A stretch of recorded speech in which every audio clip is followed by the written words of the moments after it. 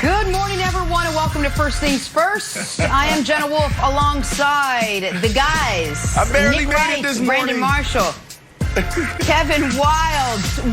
Guys, we got a lot going on today. We got a very busy morning, and even though we are knee-deep in the NFL season, we got to start with a big report from the NBA. A lot of rumors swirling around, a couple of bombshell reports dropping yesterday. I'm going to say it. You probably never heard it. Good. Houston, we have a problem.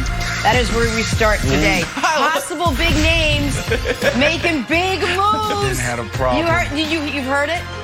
One's got Russell Westbrook wanting out of Houston after just one season as James Harden's running mate. We're also hearing reports that James Harden remains locked in for the Rockets season. One wants out, one wants in. You know who they are. You're even Steven. Nick, let me start with you. What do you make of what's going on in Houston right now? Yeah, it ain't great.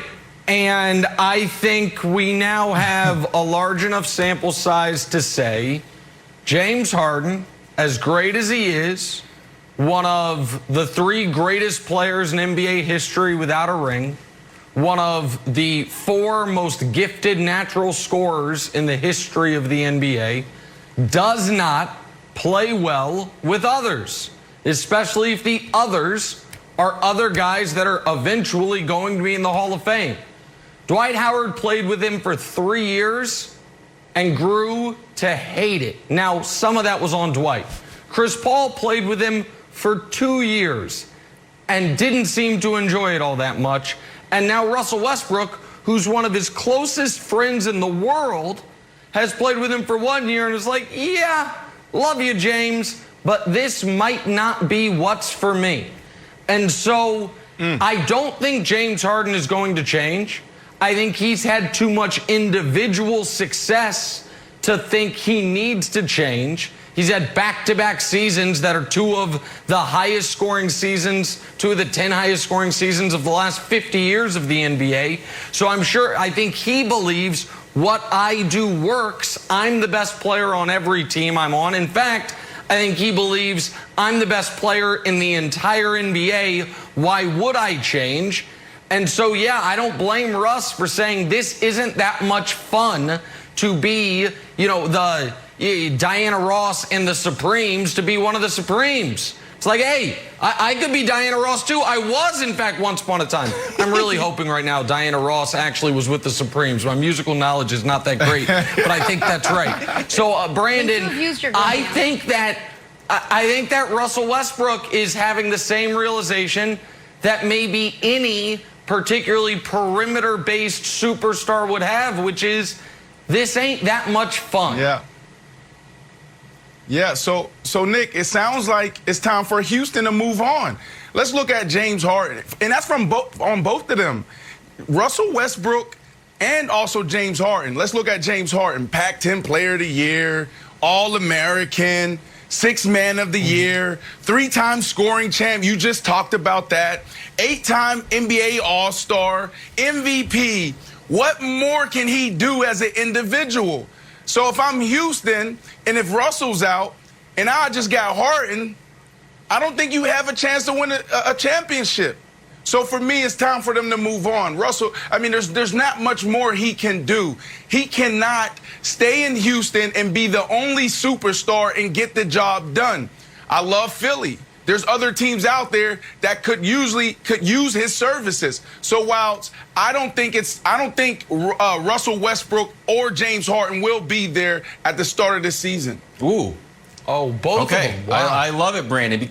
Yeah, well, Nick, there were some funny reports because yesterday Kendrick Perkins said that James Harden hadn't talked to anybody in the organization for 2 weeks. He got that from a source that he won't name. He's not necessarily the Woj of the world, but he got it from a source that he won't name. That James Harden is not picking up anybody's phone call. Then today, Shams is like, nah, James Harden's locked in. It's like, all right, well, something's a little fishy. Yeah. And Shams' article has a delightful bombshells. It's like Real Housewives in this article. PJ Tucker wants a new contract and some new sneakers. What's the newest release? Oh, those Off-White 5s are coming. Eric Gordon's like, he's going to be he is 6th man of the year. And he's like, Hey, what's up? Why am I just out here shooting threes? Is this what you want me to do? And then, of course, Austin Rivers with my favorite little nugget from the entire thing. Here we go. I'll read it verbatim, Nick. In another instance, Rivers was barked at by Harden after the former MVP missed a free throw and blamed Rivers, who was standing up by the bench for distracting him. So, like, all right, it's open season on the Rockets now, and I feel bad for Paul Silas, who just got in there. Nick is not even getting a chance to sort of like right the ship. It's just disaster right away. Well, a couple things. One is, I don't think the Rockets are going to move Harden. And the reason for that is multi-layered. The first one is they don't have their first-round picks in 2024, 2025, or 2026. That's the kind of detritus left over from the CP3 Russ trade. So if you were going to trade Harden, you need to be sure you are going to be back to at least a playoff-level team quickly, or else that, you know, those picks that you would be generating are going elsewhere anyway. That's first of all. Second of all, I used to live in Houston. James Harden is beloved there, and he loves it there. The nightlife scene there might not be a better nightlife for James Harden's, call them very particular tastes, than the city of Houston. When J.J. Watt got all the credit for what he did after the hurricane that hit and raising money, James Harden himself made a more than 7-figure donation out of his own bank account to help out the people there. And Harden is a polarizing player who the Houston fans have embraced and defended like their own child. So I don't think Harden wants to leave. I believe he wants to stay. The problem, Jenna, is going to be, can you find enough pieces or another piece around him that wants to play with him in order for them to contend for something other than the second round of the playoffs? But why would he want to stay there? It makes no sense to me as a player. It comes a point where it's about winning championships. And you can see it in his play last year. He actually tried to do the things that we all was talking about as far as playing better defense. Don't dominate the basketball. Yep. He did the opposite. He was trying to be a team player so he could win a championship. So if Russell Westbrook is out, Russell didn't play great last in the bubble. I don't know if it's because of COVID-19, and we don't know how that hits players and their cardiovascular system and how they respond to it, but he didn't play well. But he has the opportunity to still contribute at a high level. If he's gone, then who do you have? So if I'm James Harden, I'm looking around in Houston, and I'm saying, I love this city, but I don't have the help I need. So where can I go win a championship? And for that reason, if I'm James Harden, I'm asking to be moved respectfully. Okay. So I'm going to do two things. I'm going to move Harden, then I'm going to move Russ real quick. First, Harden for Ben Simmons and reunite Morey and Harden just seems to make sense. We all know Ben Simmons needs to run his own team, and we all know that Philly's like a piece away. So I love that Morey move Simmons for Harden. Russ, here's a good one. Russ also needs his own team. I would like Russ to come on home to the Big Apple. Here, and if he does it, he would have 3 goals. I know he's not going to win a championship, but just 3 nice and easy goals. Number 1, make the playoffs. There's been no playoff appearances for the Knicks since 2013. Number 2, a personal goal. Make the All-Star team. The New York Knicks haven't had an All-Star in the last 2 years, but even in this stretch of futility, they always had All-Stars. Melo, Porzingis, Tyson Chandler, Amari, even David Lee got an All-Star appearance. So there has been a superstar component missing in New York. And number 3, this is the grudge goal. Stop Durant's New York takeover. This is the first time that the Nets could really grab mind share of New York.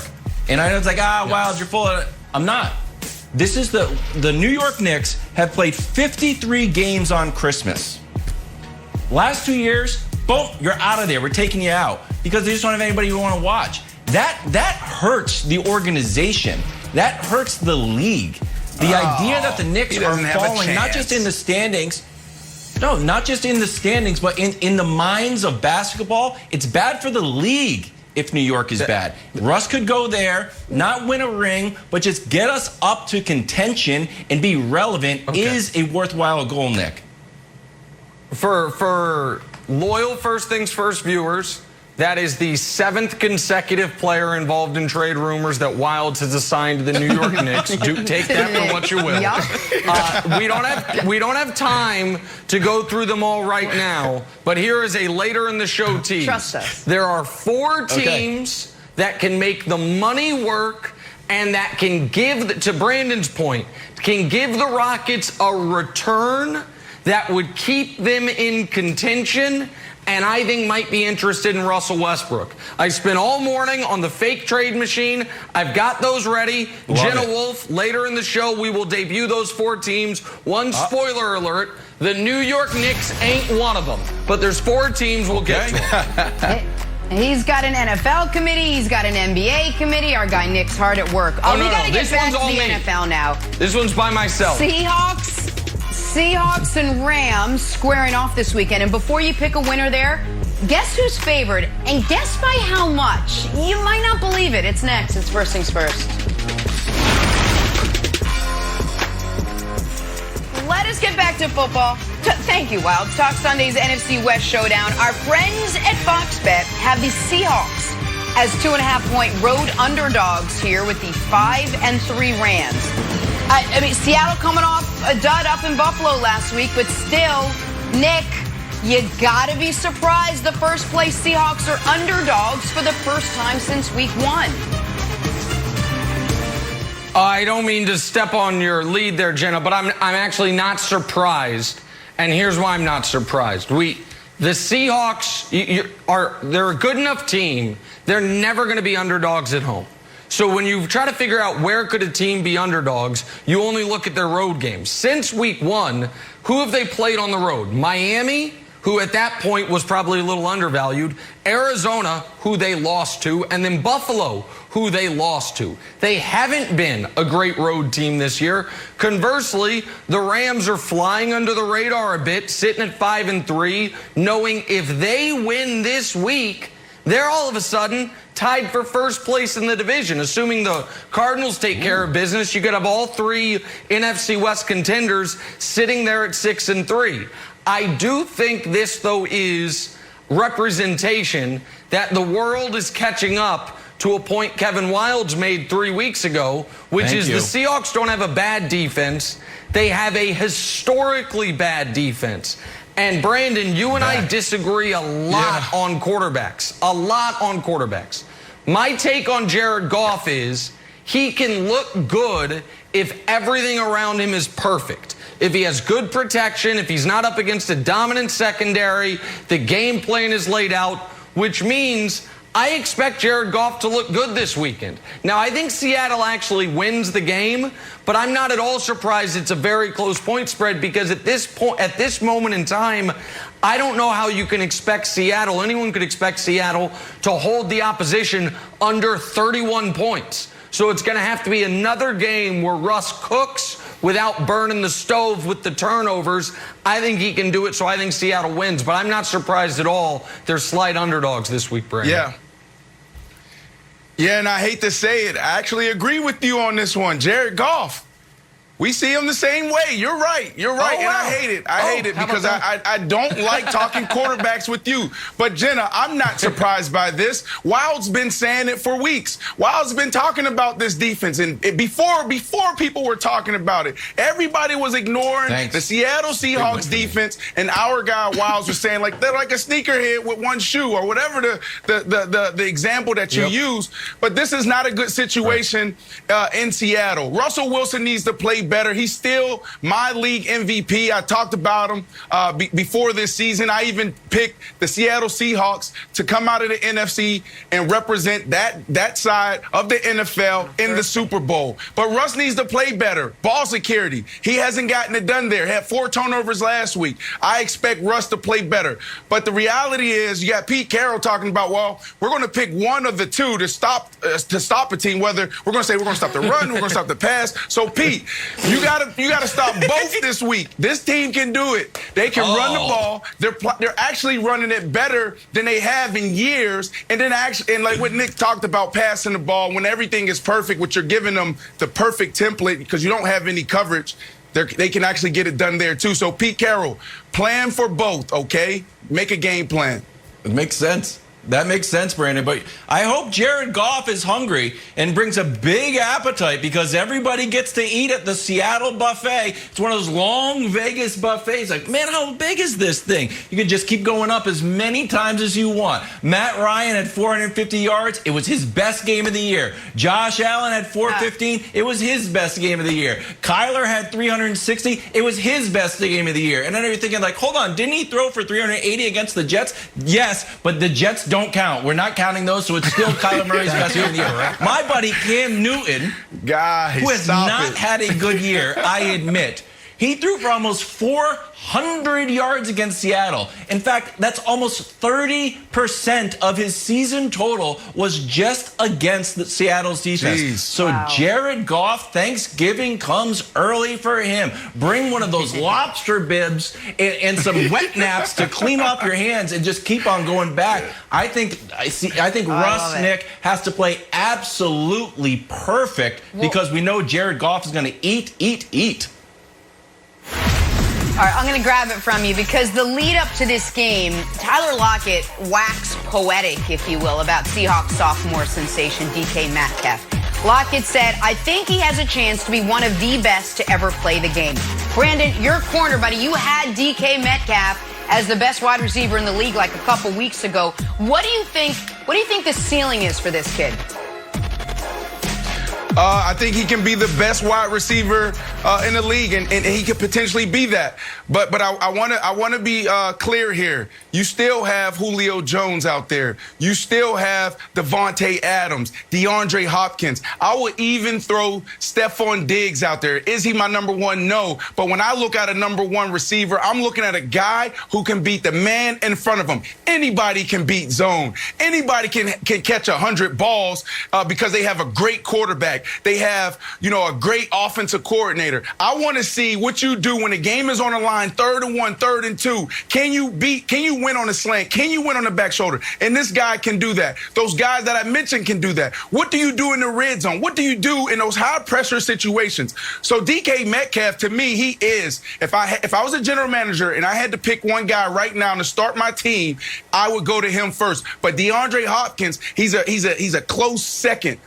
But now with Tyler Lockett, I've played with Tyler Lockett. He's a smart guy, and he's talking about go down as one of the greatest. I'm not sure. I'm looking at Pro Football Reference right now, and you got Jerry Rice, Terrell Owens, Randy Moss, Steve Smith, Reggie Wayne, Andre Johnson, and it goes on and on and on.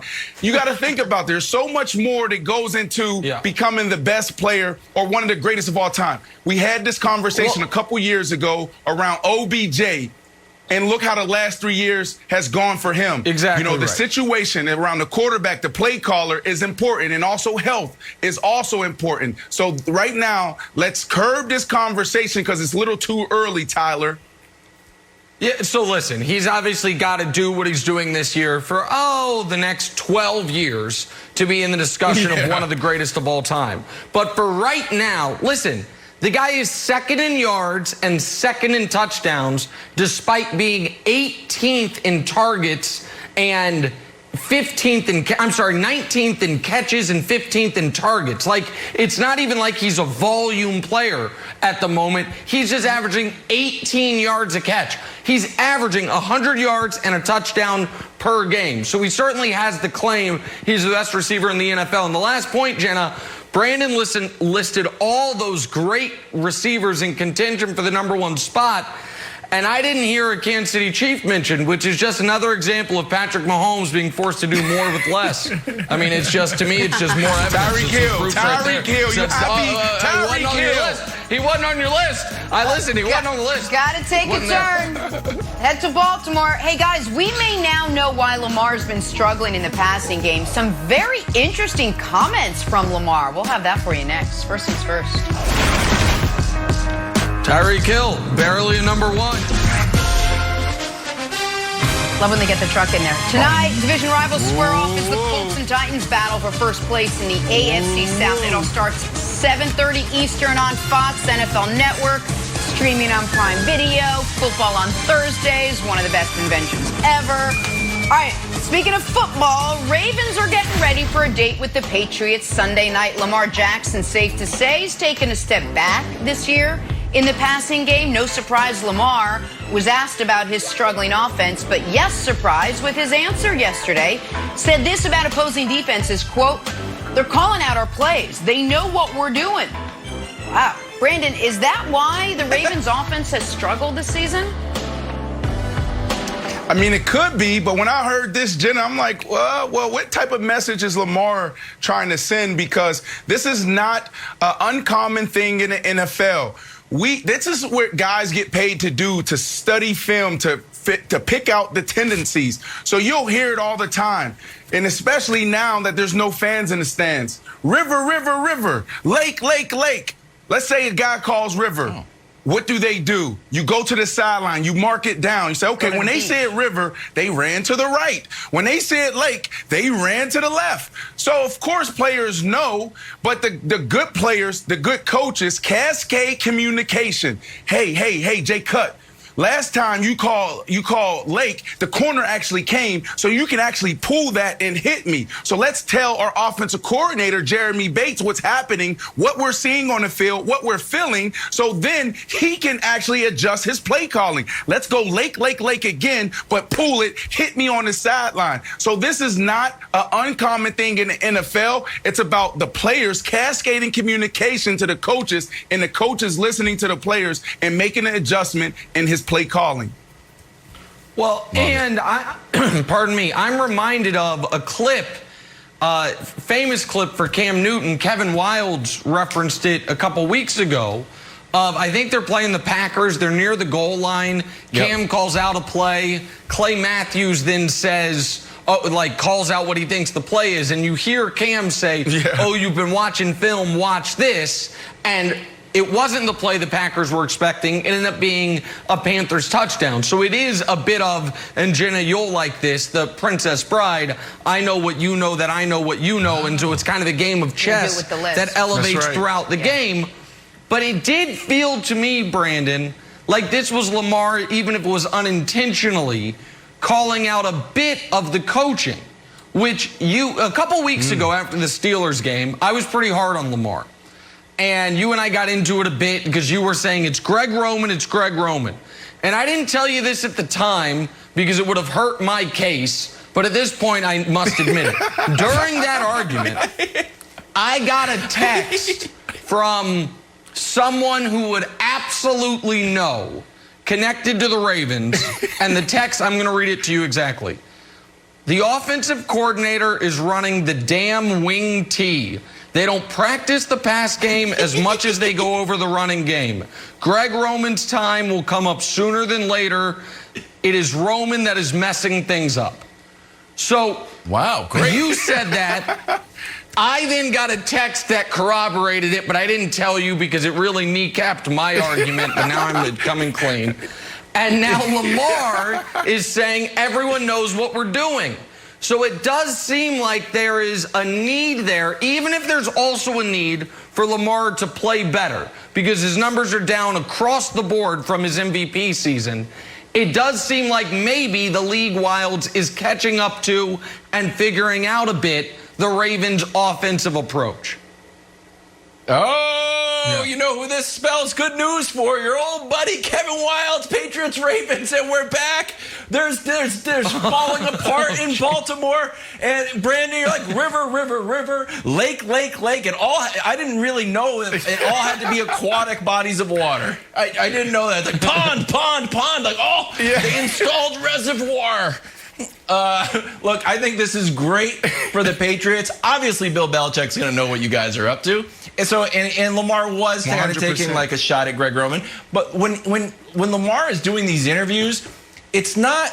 It doesn't feel like he's actually trying to take shots at anyone. When you listen to the interview, he's like just telling the truth. And if the truth so happens to take a shot at you, okay, well, that's just the way it is. He's like, it's the play calling. It's not me. So I feel even more buoyed, another aquatic reference, Brandon, for the Patriots' chances against Baltimore. Yeah, I mean, a lot of people think that we go into the building every single day and all we're doing is running routes, throwing the football, tackling guys. But we spend more of our time breaking down film and looking for those tendencies. I'll give you guys a few examples.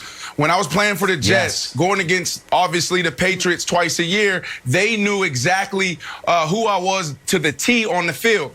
They knew if I had my right foot up, what I would do. Left foot up on the right side. I couldn't get off the line in scrimmage against Logan Ryan.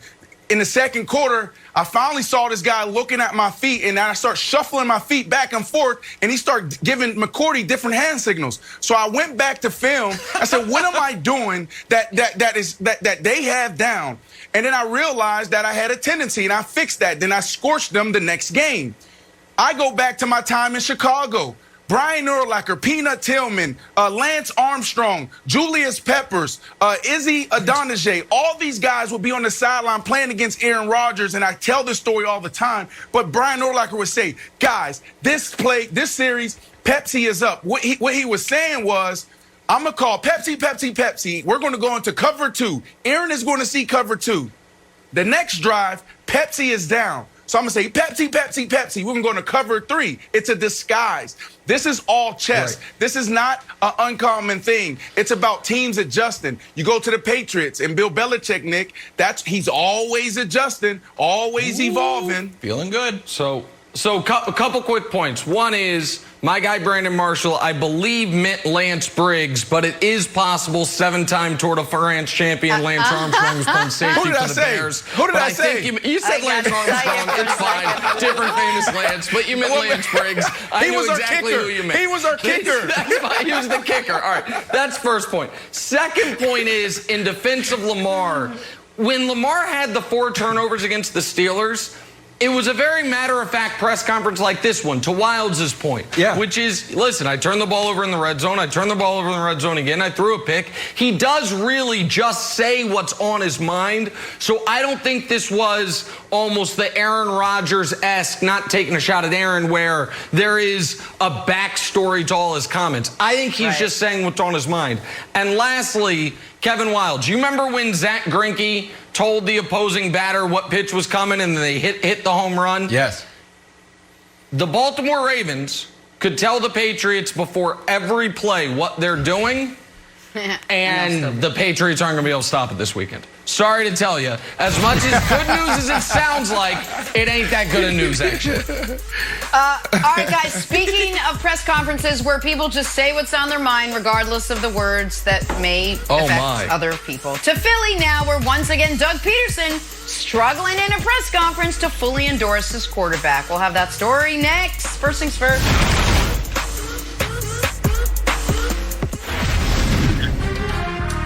Back here, first things first, talk some Eagles now. So they have stumbled their way to a 3-4-1 start, somehow good enough for first place in the NFC East. And the shaky start directly correlating with a shaky season out of Carson Wentz. Doug Pederson was asked yesterday about his team's commitment to their quarterback after Brett Favre came out and said the team should have kept Nick Foles. This question should have been a no-brainer. Instead, it was a brainer. Take a listen. I respect Brett's opinion. You know, I mean, yeah, we are friends, but I haven't talked to him, and he's entitled to that, and that's about it. Just to clarify on the Brett Favre business, you said you respect his opinion, but his opinion in this instance was that you should have kept Nick Foles and gotten rid of Carson Wentz. I'm assuming that's not your opinion? I respect Brett's opinion. He's entitled to his opinion, and that's fine, you know, and I'll leave it at that. Just want to give you a final opportunity to clarify. Those were Brett's thoughts. They weren't your thoughts. When the decision had to be made in the organization, even though personnel decisions like that are usually tough, it probably wasn't that difficult for you guys. Was anyone beating down the door to do a different thing? In regards to Nick? In terms of keeping Nick over Carson? No, Carson's our guy. Carson was our draft pick. Carson's the guy that is going to carry us and lead this football team. And listen, everybody's entitled to their own opinion. Those aren't my words. Those aren't Howie's words, Jeffrey's words. Those are his words. I mean, I respect that opinion. Whatever he wants to say, that's fine. And we're going to remain friends. It doesn't bother me one way or the other. All I know is that Carson Wentz is our guy. And it's my job to get Carson Wentz to play better, to do better, to help this football team win, as it is to get everybody else to play better. And so, again, I respect his opinion and his words. Those aren't mine. Please don't put words in my mouth or we're going to have a problem. And Carson's our guy. Bottom line. End of story. How about that leads to last 2 minutes? Right off the bat. Carson, next question. It was 2.5 minutes because they were spoon-fed the answer. We'll give you one last chance to really tell us what you're thinking. Man, he does that to himself. Doug Pederson, this is not the first time. Greg Jennings joins us now. Greg, what did you make of Pederson's comments on Carson Wentz?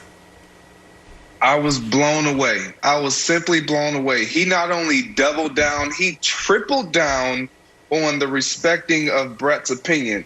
And this is one of those questions where you have to completely throw his opinion out the door. No, I mean, I completely disagree with Brett Favre. That should have been his response. Yeah. And then the reporter even has to re-ask the question and say, wait, to be clear, those are Brett's opinions, though. I'm assuming they're not yours. Like, he never really disregarded or threw out the notion of what Brett said about them needing to have kept Nick Foles over Carson Wentz. Then he goes to, he's our draft pick. So basically what he said was, the only reason we kept Nick Foles, Carson Wentz over Nick Foles is because we had spent a draft pick on him and we had to give him a chance. Gosh. Like, that is, if I'm hearing that as a player, like, I'm completely disgusted, but it fuels me too as well. And it lets me know where he stands. But this is bad. This is completely bad for the Philadelphia Eagles and Doug, because you can't lead a team when you question the helm. Okay. Brandon, I'm going to throw it to you because you had a different thought on it. But I'll tee you up like this. We know this is a copycat league. We know that everyone likes to look at the Patriots and be like, hey, why don't we be like the Patriots? Well, Doug Pederson, just be like Belichick. Maybe you can wear a nicer sweatshirt if you want to make it your own thing. But just go up there and this is all you have to say. I'm not worried about what Brett Favre's team says about my team. I'm worried about the guys in the locker room. That's it. Carson's our guy. I'm not talking about Nick Foles. That's it. And then he's right. I respect his opinion. Yeah. It's just a terrible, terrible decision making from Pederson. Yeah. Well, look, I disagree with you, Greg. I disagree with you because we as players and coaches know how hard it is to stand in front of the media every single day and answer the tough question. So look, I see a guy who's not savvy in front of the camera. Not everyone is built to be in front of the camera. You go back to week 3, week 4, when the media was asking him about has Carson Wentz regressed? And he had to answer, regressed, digressed, what are you saying? And that whole debacle there. This is a guy over the last couple of years has shown that he's not capable of standing in front of the media and answering a tough question. It's like a deer in the headlight. There's a guy to his left and probably a guy to his right that prepped him, that's off camera, that PR, that prepped him, say, hey, this is what your guy Brett Favre said. So we're going to prepare you for that. Also, this could come up, and potentially this can come up. We all had people in the locker room. I had Jim when I was in Chicago. I had Bruce Spite when I was with the Jets that would prep me for these meetings. You can't look at a coach or player and really take what they're saying seriously. This is tough work for a person to stand there and try to answer the tough questions. Yeah, yes, I would love for him to be Coach Belichick and don't say anything, or Marshawn Lynch and don't say anything. But not everybody's built like that. So, hold on, real quick, before I give my opinion. Wilds, it sounded like you wanted to respond. So before I give my take, I heard you. Go ahead, Wilds. It sounded like you wanted to respond. I totally get what Brandon is saying. And I think that, Brandon, you're right that there are some tough questions that could come up with situations in an organization. Should we relitigate your letting go of your quarterback 2 years ago? Isn't one of them. That's not a hard question. I don't even think that would be on the prep sheet. I think that's an easy question to answer, Nick. So I totally understand what you and Greg are saying, Wilds. I think Brandon actually made maybe the best point, which is Doug Pederson stinks at this. There are certain things people just shouldn't do on camera. Y'all ever seen Drake play basketball? You don't want to. You shouldn't do it. We see he's like, hey, University of Kentucky, we're going to let Drake warm up. And he's airballing threes. He's dribbling the ball off his knee. Since then, has anyone seen Drake play basketball? Nope. Because people close to him was like, that's a bad look. Unfortunately for Doug Pederson, he has to do this almost every day, something he's terrible at. And so we're going to get a lot of these moments where Doug, whether he's a good, great, or bad football coach, he's not good at the press conference. So to me, I'd rather focus on the player we're discussing and not what Doug Pederson said, and more, should there be questions about Carson Wentz? And the answer to that question is hell yes. Wentz has been awful.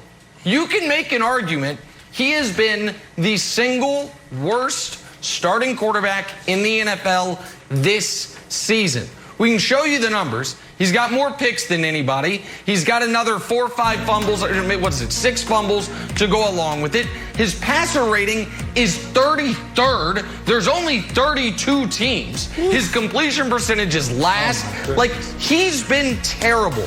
And I know there's mitigating circumstances, but mitigating circumstances don't turn a great quarterback into the worst quarterback in the NFL.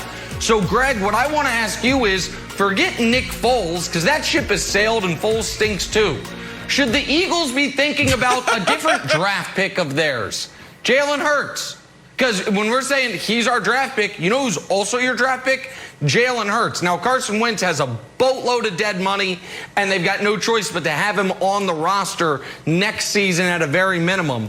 But do you think in that organization they should be thinking about whether or not he actually is the guy? Before I even answer that, I'm going to respond to Brandon and say I get it being Doug Pederson and him being a deer in headlights and him not being good at it. But you said something also in your response. We get prepped for almost every question. This literally was a home run, easy answer, just ignore it. And he didn't. Yep. He was in the most shallowest water possible, and he found his way in the ocean about to literally drowning. So this was completely on Doug Pederson, man. He didn't have to do that. He didn't have to go that route. Now, Nick, to answer your question, I don't think so.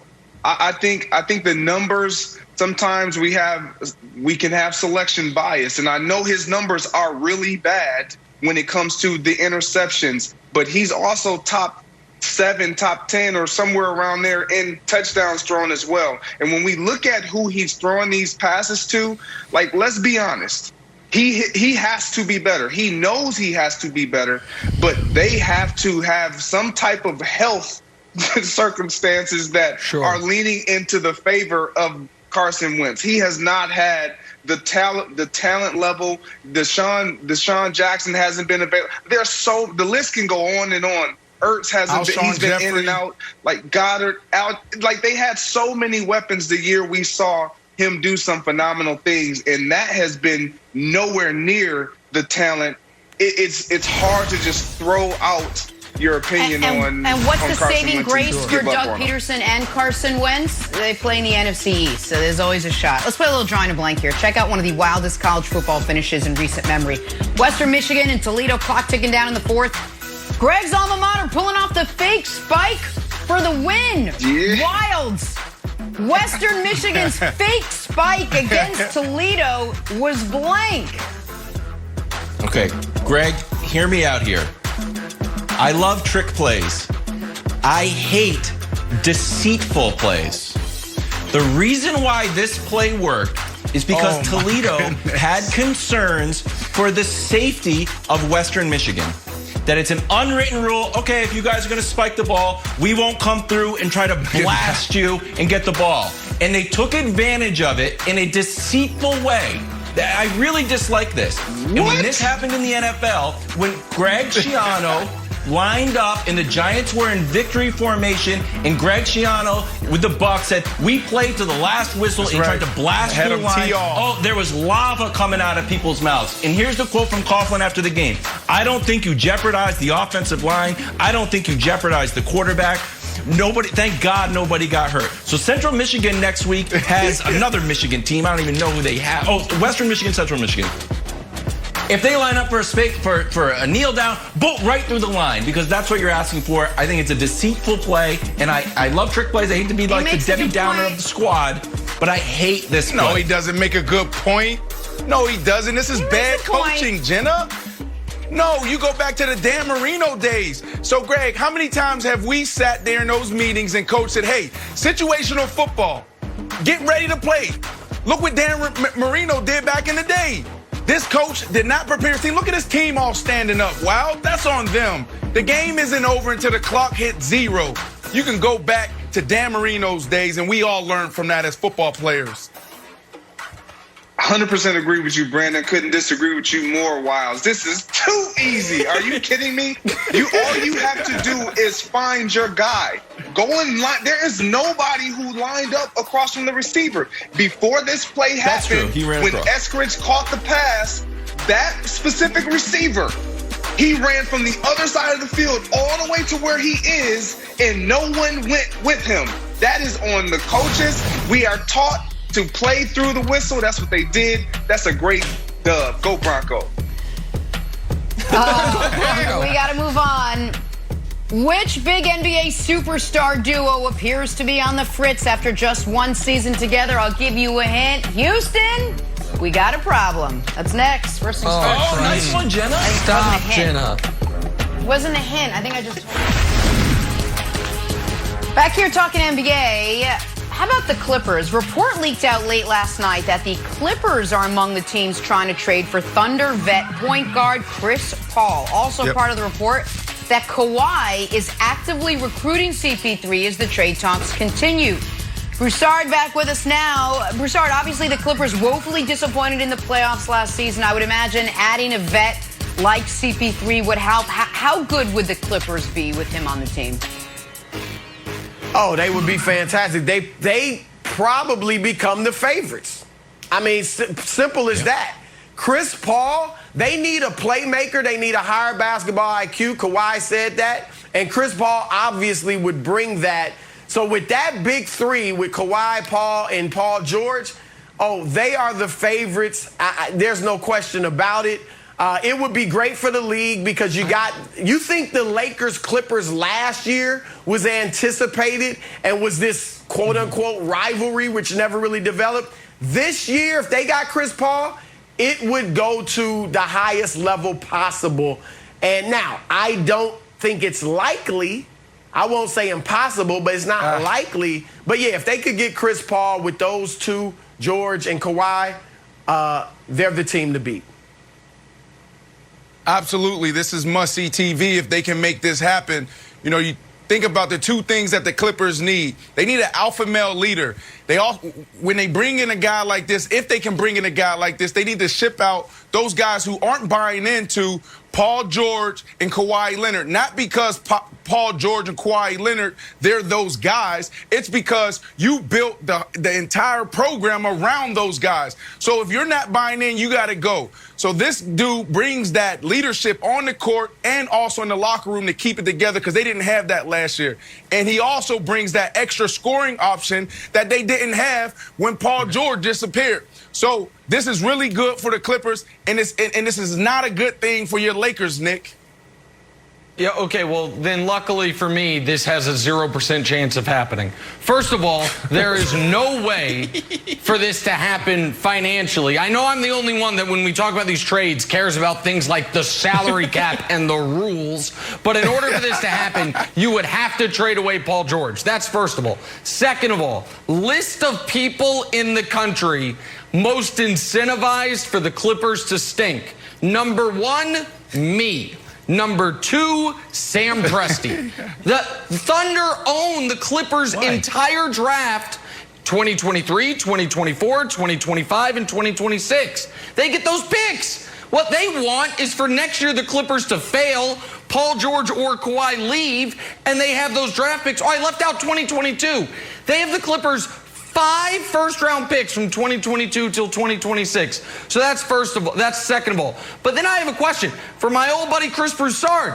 Broussard, what happened to Kawhi Leonard not wanting a super team? I'm old enough to remember the whole world. Oh, Kawhi could have taken the easy way.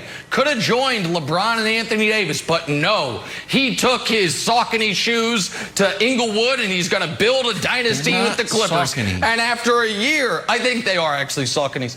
After a year, it's like, oh man, this is hard. It reminds me an awful lot like Kevin Durant, who was sending out tweets. Whoa, now everyone wants to join the Heat. What happened to going against these guys? Oh, wait, this is hard. Come save me, Steph Curry. It's always easy to say, I'd never join a super team. And then you get hit in the head by a better team, and you're like, nah, let's try to create a super team. So what happened to that, Broussard? I'm just curious. Like, I thought that was Kawhi's thing. I'm going to do it on my own with Greg Popovich and Tim Duncan. I'll answer it quickly. All right, he didn't want to be the third guy on the super team, all right, which is what he would have been with the Lakers. Because he's not as good as LeBron. So now he is still the lead guy. He's still the lead guy with the Clippers. And here's the thing, even if he has come to this revelation of, I want a super team, that doesn't make him any different from LeBron and Kevin Durant, the 2 best players of this generation. So what? What? That's an insult to Kawhi? No. He was always denied it. He wanted to play with George. He didn't want to go to the Clippers by himself. So he never was like, I'm going to do it by myself. He would have been with the Lakers had he not been able to get George to L.A. with the Clippers. Got it. Okay, got it. You just took that as an opportunity to take totally, shots at my man. I'm not totally buying the Sam Presti, Chris Paul thing. I think it makes sense when you look at it analytically and you look at their bevy of draft picks. But I think if Chris Paul and Sam Presti sat down and was like, hey, my family's in L.A., I'd really like to go back to L.A., I have sort of unfinished business with Lob City 2.0. Can you move me to L.A.?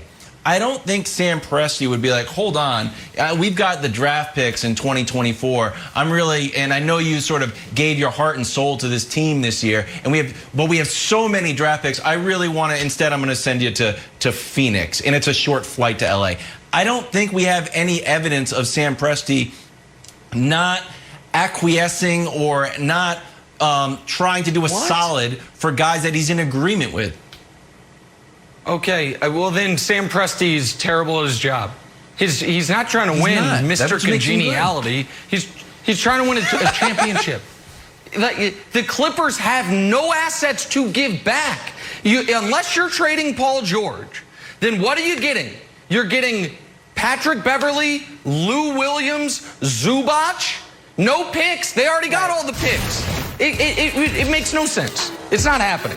All right, it's just not happening. We will have much more time to discuss this, but got to get back to the NFL now. Lamar Jackson raising some eyebrows with some interesting comments yesterday about why that offense is struggling. We'll have that for you next. Thank you, Broussard. All right, guys, it's time now for some stories to start your morning.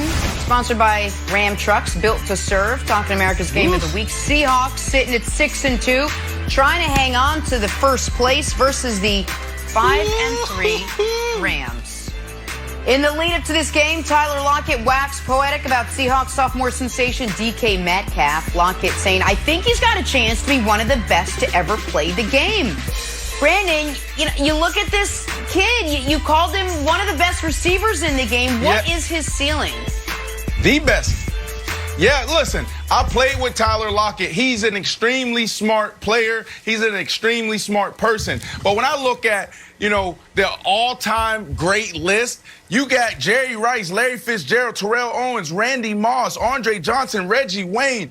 You got Julio Jones just passed me. You got Anquan Bolden. I want to curb that right now because there's a lot to go into that. Look at OBJ's career. A couple years ago, we were talking about how this guy could potentially go down as one of the greatest. He was talking about chasing Jerry Rice, but let's look at how the last 3 years has gone. Go to Cleveland.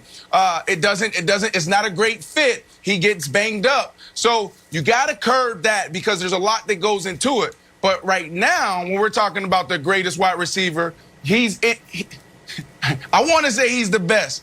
But you got some dogs out there, Keenan Allen, Michael Thomas, DeAndre Hopkins, Stephon Diggs, Devontae Adams.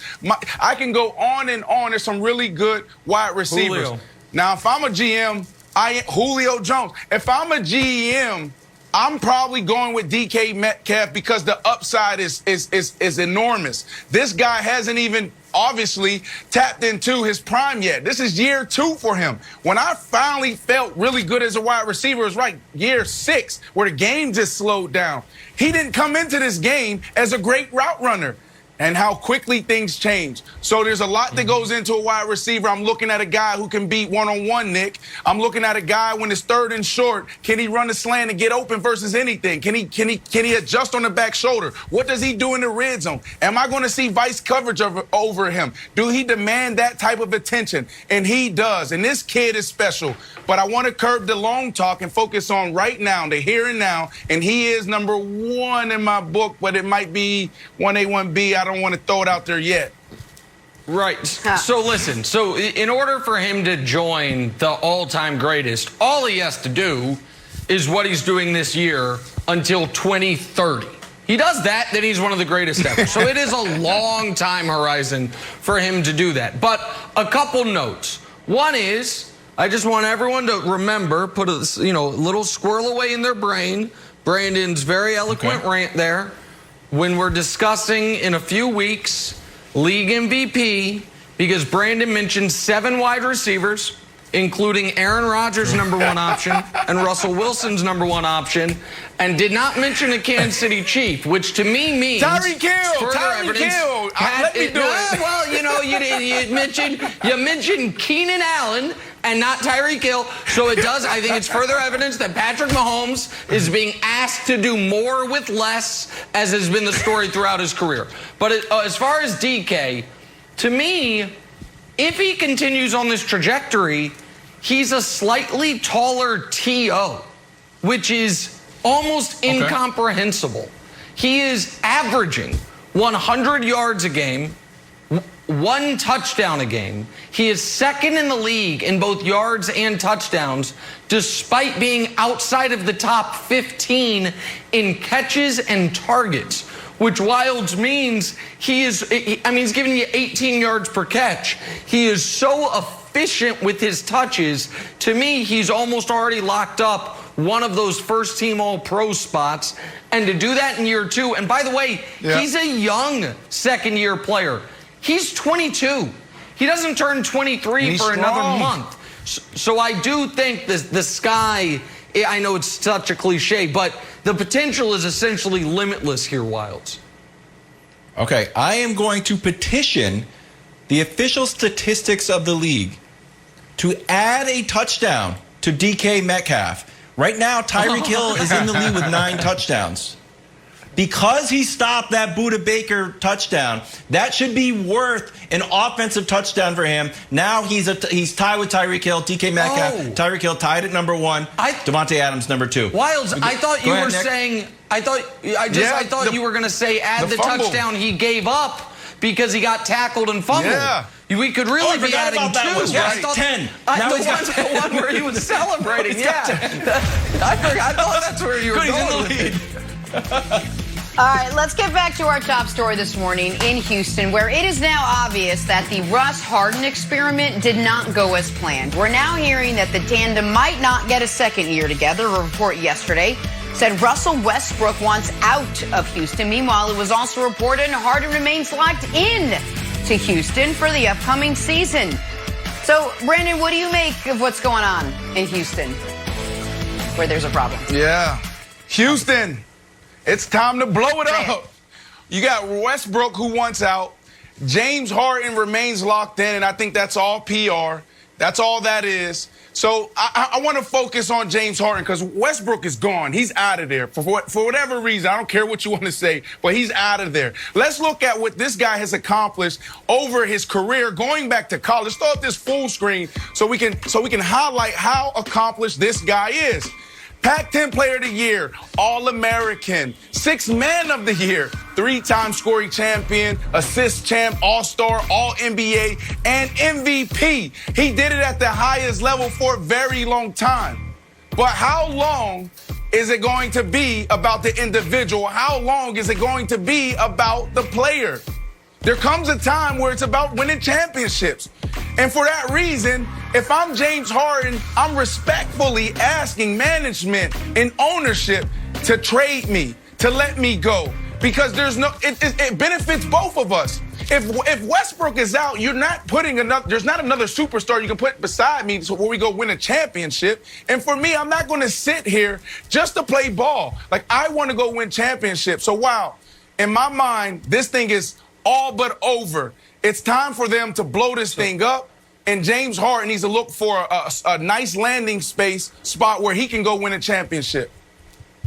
Yeah, I don't think they're moving on Harden. And I don't think Harden thinks if they move on from Russ that they can't compete. James Harden's the only star in the league that's been in the playoffs every year of their career. Go look it up. He's never missed the playoffs once, and that includes when he first got to Houston. And when he first got to Houston, they didn't have a bunch of great pieces around him. So I think James Harden thinks we can compete even without Russ. But I do think there are some trades that are really interesting, and the math works. You can't just make fake trades and not have them actually work according to the NBA rules. So we can show them real quick if we may. There's the one that involves another star is Portland. CJ and Zach Collins for Russ. Portland, I think, knows their ceiling right now is limited with Dame and CJ. Maybe they shake the snow globe. The Rockets for a long time wanted Kevin Love. The Cavs need a reason for people to go to the games. Kevin Love and Jetty Osman, they might have to include a pick. The one I like the most, 1-for-1 plus a pick. Buddy Hield, who is a great fit alongside James Harden, plus a Kings first-round pick. The Kings could have De'Aaron Fox and Russell Westbrook just sprinting up and down the court every game. Or to the Pacers. Miles Turner's kind of been replaced by Domantas Sabonis. Malcolm Brogdon hasn't quite been the guy they thought he would be when they signed him from Milwaukee. He's a 50-40-90 guy that would work alongside Harden. So I think those are 4 realistic trades for the Rockets Wilds if they want to keep Harden and continue to compete, Wilds. Yeah, I love the Blazers trade in theory, but don't Dame and Russ legit hate each other? Don't they I don't think they are friends at all. And maybe they're just because they're two of the most fierce competitors in the league. Yeah. But I think they really dislike each other. I am a Russ to New York guy. There's 3 reasons. 1, get the Knicks back into the playoffs. They haven't been in the playoffs since 2013. You want a personal goal? Hey, make the All-Star team. As bad as the Knicks have been, they always had All-Stars from Porzingis to Melo. Hey, Amari made the All-Star team. Number 3, stop Durant's New York takeover.